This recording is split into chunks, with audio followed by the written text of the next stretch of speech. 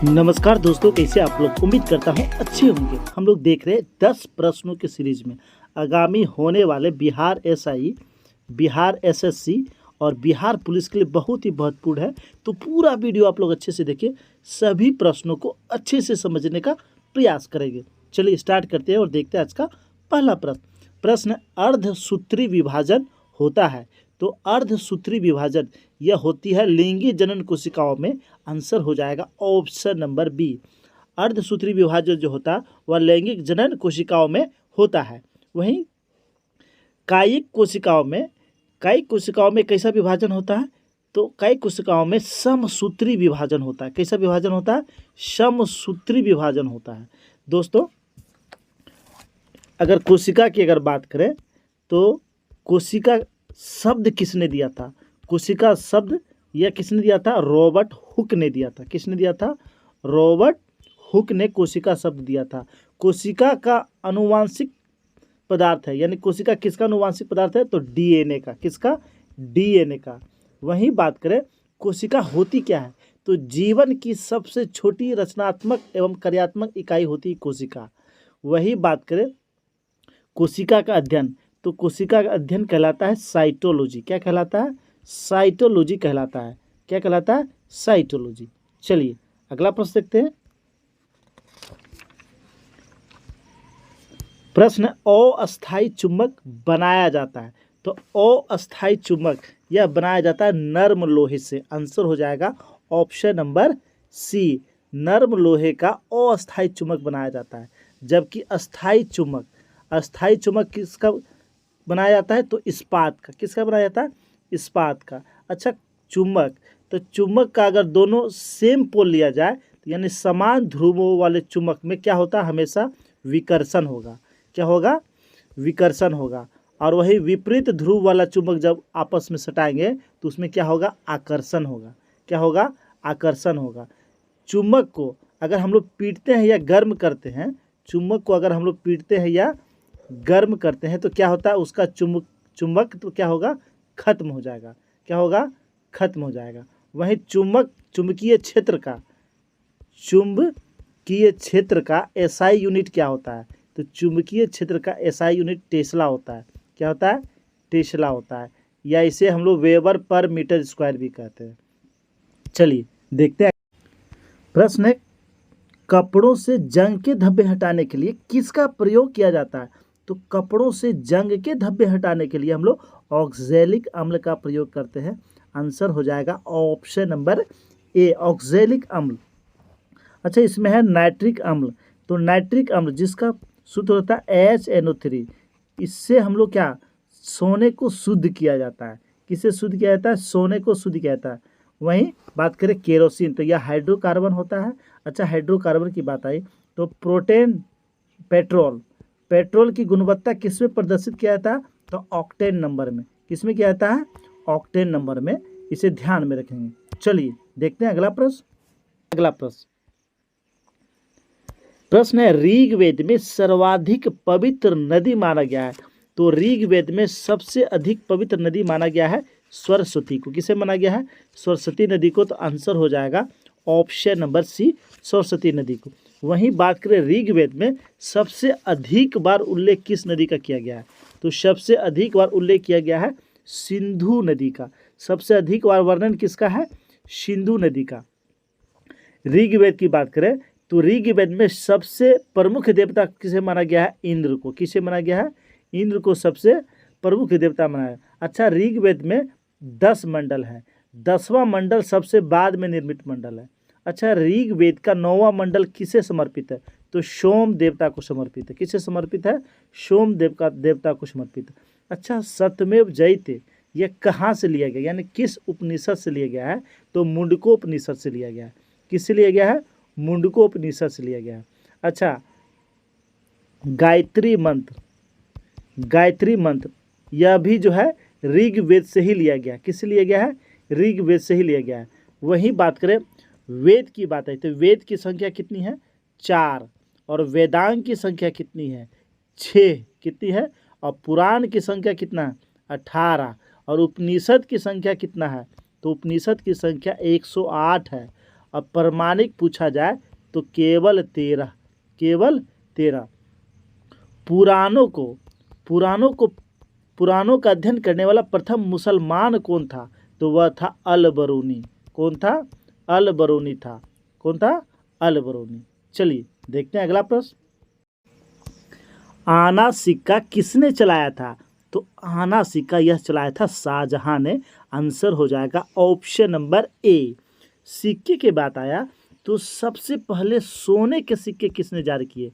सबसे फर्स्ट सोने के सिक्के जारी किए थे हिंद यूनानी ने। किसने? हिंद यूनानी ने। सर्वाधिक सोने के सिक्के किसने जारी किए थे? तो गुप्त वंश के शासकों ने सर्वाधिक सोने के सिक्के चलाए थे। जबकि शुद्ध सोने के सिक्के किसने चलाए थे? प्योर सोने के सिक्के किसने चलाए थे? कुषाणों ने। किसने चलाया था? कुषाणों ने चलाया था।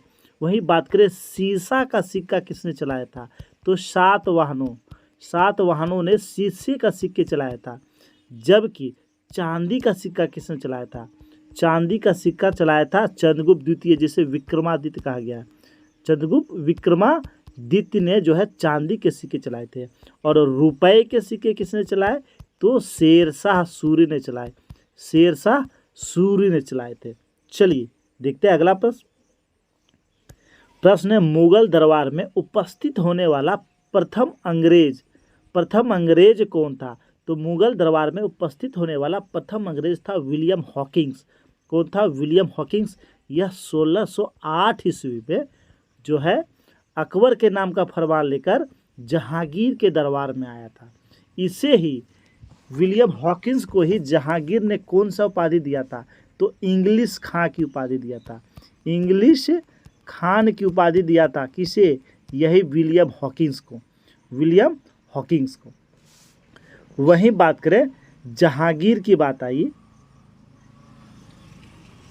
तो जहांगीर का बात आया तो जहांगीर का राज्याभिषेक हुआ था 1605 ईस्वी में।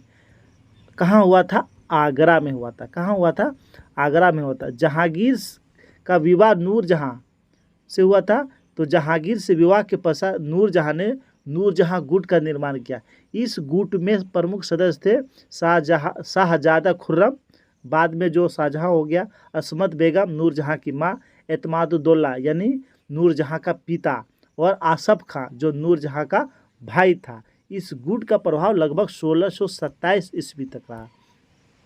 हम लोग जानते हैं मुगल चित्रकला किस काल में अपनी परम सीमा पे था? तो जहांगीर के काल में। किसके काल में? जहांगीर के काल में। जहांगीर ने ही द्विअस्पा और सिंह अस्पा प्रथा चलाया था। द्विअस्पा और सिंह अस्पा प्रथा चलाया था। मुगलों एवं मेवाड़ के बीच चित्तौड़ की संधि हुई थी जहांगीर के समय में। किसके समय में हुआ था? जहांगीर के समय में हुआ था।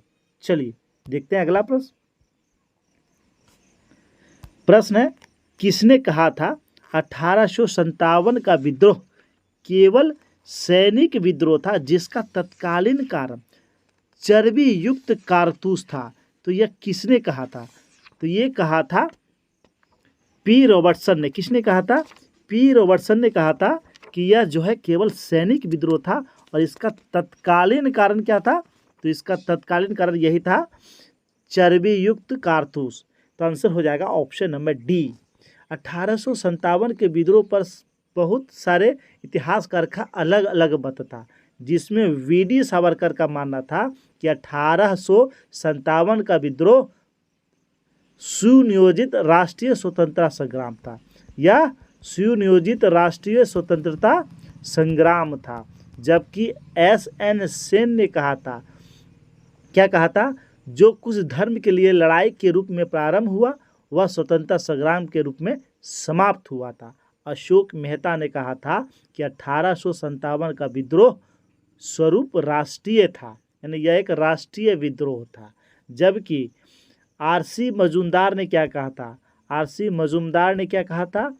तो आर.सी. मजूमदार ने कहा था कथाकथित प्रथम राष्ट्रीय संग्राम, ना तो यह प्रथम राष्ट्रीय संग्राम था, ना राष्ट्रीय और ना ही स्वतंत्रता संग्राम था।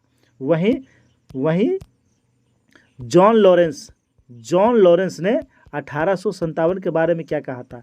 यह पूर्णतः सिपाही विद्रोह था। यह पूर्णतः सिपाही विद्रोह था जबकि टी आर होम्स ने कहा था यह बर्बरता और सभ्यता के बीच संघर्ष था। इसके बाद डब्ल्यू टेलर और जेम्स आउट्रम ने कहा था यह अंग्रेजों के विरुद्ध हिंदू मुस्लिमों का षड्यंत्र था। जबकि रीज ने क्या कहा था, तो रीज ने कहा था यह ईसाइयों के विरुद्ध एक धर्म युद्ध था। ये सारे आप लोग याद रखेंगे। चलिए अगला प्रश्न देखते हैं। प्रश्न है सार्जेंट आयोग का गठन कब किया गया था? तो सार्जेंट आयोग का गठन यह किया गया था 1944 ईस्वी में। आंसर हो जाएगा ऑप्शन नंबर बी, 1944 ईस्वी में लॉर्ड वेवेल के समय में सार्जेंट आयोग का गठन किया गया था। वहीं 1854 ईस्वी में हम लोग जानते हैं चार्ल्स वुड डिस्पैच का गठन किया गया था। चार्ल्स वुड डिस्पैच का गठन किया था डलहौजी के समय में। किसके समय में? डलहौजी के समय में। वहीं 1882 ईस्वी में हंटर आयोग का गठन किया गया था। किसके समय में? लॉर्ड रिपन के समय में। लॉर्ड रिपन के समय में।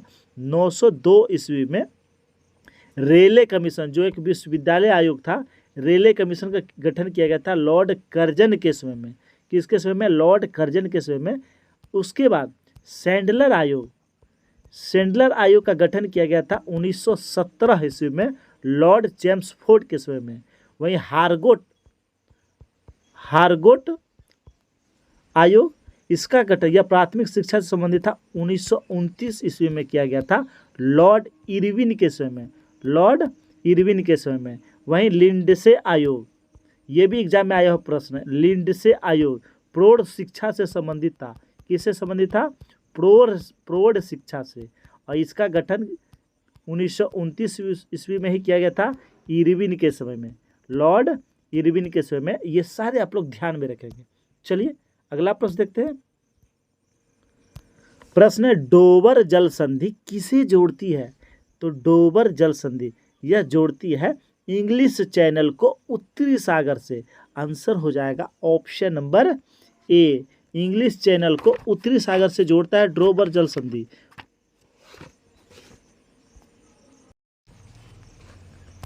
प्रश्न है डोवर जल संधि किसे जोड़ती है? तो डोवर जल संधि इंग्लिश चैनल को उत्तरी सागर से जोड़ता है। आंसर हो जाएगा ऑप्शन नंबर ए, और ये अवस्थित है इंग्लैंड और फ्रांस के बीच। वहीं बेफिन की खाड़ी को अटलांटिक महासागर से कौन जोड़ता है? तो डेविस जल संधि। कौन सी जल संधि? डेविस जल संधि, जो ग्रीनलैंड कनाडा के बीच अवस्थित है। लाल सागर को अदन की खाड़ी से जोड़ता है कौन सी जल संधि?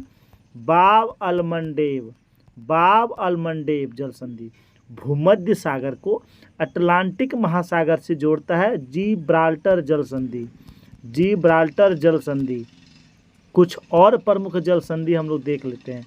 मलक्का जल संधि यह अंडमान सागर को दक्षिण चीन सागर से जोड़ता है।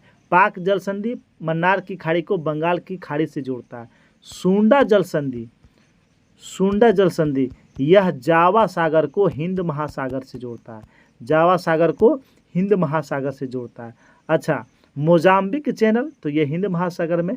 बेरिंग जल संधि यह बेरिंग सागर को चुकची सागर से जोड़ता है। जबकि हारमुज जल संधि जो है यह किसे जोड़ता है? तो यह जोड़ता है फारस की खाड़ी को ओमान की खाड़ी से। दोस्तों देखते हैं आज का अंतिम प्रश्न। भारतीय प्रतिस्पर्धा आयोग की स्थापना कब किया गया? तो भारतीय प्रतिस्पर्धा आयोग की गठन किया गया था 2003 में। कब किया गया था? 2003 में किया था। और इसका क्षेत्र है व्यापार प्रबंधन। वहीं 1992 ईस्वी में सेबी की स्थापना किया गया था। किसकी स्थापना किया था? सेबी की स्थापना किया था। इसका क्षेत्र है शेयर बाजार। क्या क्षेत्र है? शेयर बाजार। 1983 ईस्वी में परमाणु ऊर्जा नियामक बोर्ड की स्थापना किया था। और 1997 ईस्वी में प्रसार भारती का स्थापना किया था। किसका स्थापना किया था 1997 में? प्रसार भारती का स्थापना किया था। कुछ और हम लोग देख लेते हैं। ट्राई जो है यानी भारतीय दूरसंचार विनियामक प्राधिकरण, इसका स्थापना भी 1997 कब किया गया था? 1997 ईस्वी में किया गया था। वहीं बात करें भारत बीमा विनियामक एवं विकास प्राधिकरण इरडा, इसकी स्थापना 1999 में किया गया था। कब किया गया था? 1999 में किया था। वहीं पेंशन निधि नियामक एवं विकास प्राधिकरण, इसकी स्थापना 2003 में किया गया था। कब किया गया था? 2003 में। अच्छा, ईस्वी की बात आई है तो कुछ अर्धसैनिक बलों का हम लोग गठन भी जान लेते हैं। उसकी स्थापना क्या? आईटीबीपी, इसका गठन किया था 1962 ईस्वी में। असम राइफल AR, इसका गठन सबसे पहले इसी का गठन किया था 1835 ईस्वी में। उसके बाद SSB, इसका गठन किया था 1963 ईस्वी में। BSF, इसका गठन किया था 1965 ईस्वी में। CISF, इसका गठन किया था 1969 ईस्वी में। CRPF, इसका गठन किया था 1939 ईस्वी में। कब किया था? 1939 ईस्वी में। और RPF, रेलवे सुरक्षा बल, 1957 ईस्वी में इसका स्थापना किया गया था। और NSG, national security guard, NSG, इसका गठन किया था 1984 ईस्वी में। कब किया गया था? 1984 ईस्वी में। और होम गार्ड, राज्यों में होम गार्ड, इसका गठन किया गया था 1946 ईस्वी में। ये सारे आप लोग याद रखेंगे। दोस्तों, ये था 10 बहुत ही महत्वपूर्ण प्रश्न जो सारे एग्जाम के लिए बहुत ही महत्वपूर्ण है, यानी VVI क्वेश्चन, सिलेक्टेड क्वेश्चन है। तो पूरा वीडियो आप लोग देखिए। अगर वीडियो अच्छा लगा हो तो लाइक कर देंगे और अपने अपने ग्रुप में शेयर कर देंगे। धन्यवाद दोस्तों।